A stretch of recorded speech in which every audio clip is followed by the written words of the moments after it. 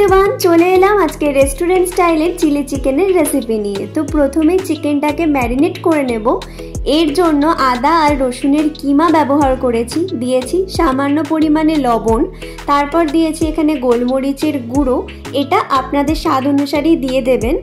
एरपर आमि दिएछि सामान्य परिमाणे लेबुर रस, एटाও खूब बेशी देবেন না, बेशी दिले किन्तु टक হয়ে যেতে পারে। আর এরপর এর মধ্যে দিয়েছিলাম কর্নফ্লাওয়ার, এখানে ওই 4 চামচের মতো কর্নফ্লাওয়ার আন্দাজ মতোই দিয়ে দিয়েছিলাম।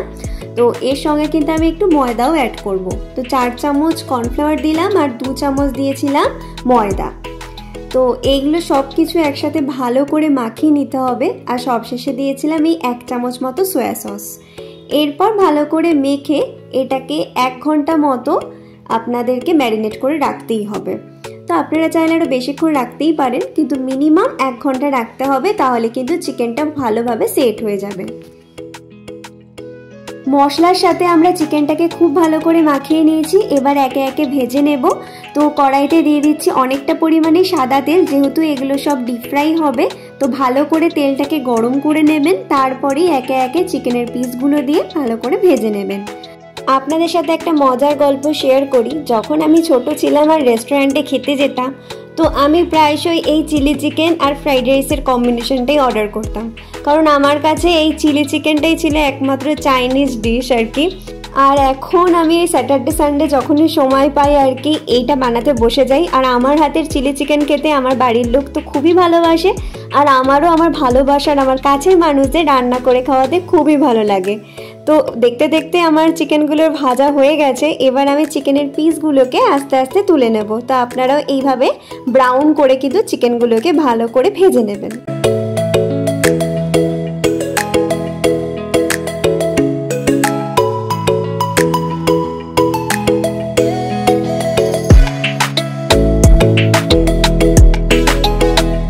চিলি চিকেনের মেন উপাদানই কিন্তু হচ্ছে এই অনেক রকমের সস। তো আমরা কি করব, প্রথমে একটা বাটির মধ্যে সব রকমের সসগুলো পরিমাণ মতো নিয়ে একটা মিক্সচার তৈরি করে নেব। আর এখন আমি দিয়ে দিয়েছি এখানে টমেটো সস, তারপর দিয়েছি গ্রিন চিলি সস, আর এখন দিচ্ছি 2 চামচ মতো সয়া সস। আর এই সসের যে টক ভাবটা আছে সেটাকে ব্যালেন্স করার জন্য দিতে হবে চিনি। তো এখানে 2 চামচ মতো চিনি অ্যাড করে ভালো করে মিক্স করে নিচ্ছি। আর যেহেতু আমাদের এই চাইনিজ প্রিপারেশন সবসময় হাই ফ্লেমে হয় আর ঝটপট সব অ্যাড করতে হয়, তো সেই কারণে আগে থেকে অবশ্যই আপনারা এই সসের মিক্সচারটা রেডি করে রাখবেন। আর এই সসের মিক্সচারে চিনি দিতে কিন্তু একদম ভুলবেন না। তো চলুন পরের প্রসেসে চলে যাই।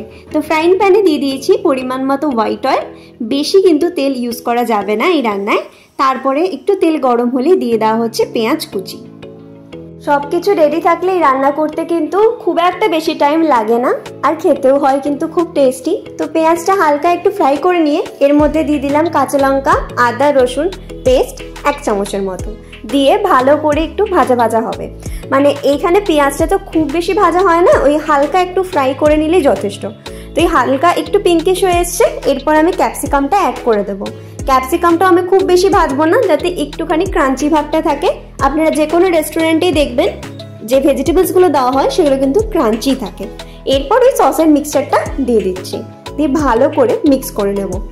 এবার দেখুন এখানে আমরা সসটা ভালো করে মিক্স করে দেব এই পেঁয়াজ আর ক্যাপসিকামের সাথে। এরপর আমি একটুখানি হলেও জল অ্যাড করব, ওই সসের বাটি ধোয়া যে জলটা সেটা। এটা আপনারা নাও করতে পারেন, করলে কিন্তু মন্দ হয় না। বাটি ধোয়া জল দিলে নাকি রান্নার টেস্ট একটু হলেও বেড়ে যায়, সেই কারণে আমি বাটি ধোয়া জল একটু দিয়েই দিলাম আর ভালো করে মিক্স করে নিলাম। হালকা একটু ফুটে এলেই আমি আগে থেকে ভেজে রাখা চিকেনগুলো অ্যাড করে দেব। আর আপনারা কিন্তু এক্সট্রা করে কোনো নুন অ্যাড করবেন না, কারণ সসে কিন্তু নুন থাকে।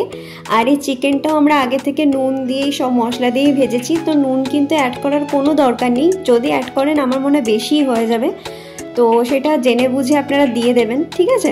এরপর ভালো করে মিক্স করে নেব ভেজিটেবল সস সব সাথে চিকেনটাকে, ব্যাস। তো আমাদের কিন্তু চিলি চিকেন একদম রেডি। ভালো করে মিক্স করার পর 2 মিনিট নাড়াচাড়া করেই আমাদের গরম গরম চিলি চিকেন কিন্তু একদম রেডি। দেখুন তো কেমন দেখতে হয়েছে, পুরো রেস্টুরেন্টের মতো, তাই না? তো আপনারা কিন্তু ইজিলি এটা বাড়িতে বানিয়ে ফেলতে পারেন, একদম ইজি একটা রেসিপি।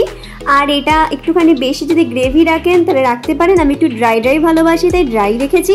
আজকের ভিডিওটি কেমন লাগলো অবশ্যই আমাকে কমেন্ট করে জানাবেন, আর যদি ভালো লেগে থাকে তাহলে অবশ্যই একটি লাইক করে দেবেন, বন্ধুদের সাথে শেয়ার করবেন। দেখা হচ্ছে পরের ভিডিওয়ে, সবাই ভালো থাকবেন, সুস্থ থাকবেন, টাটা।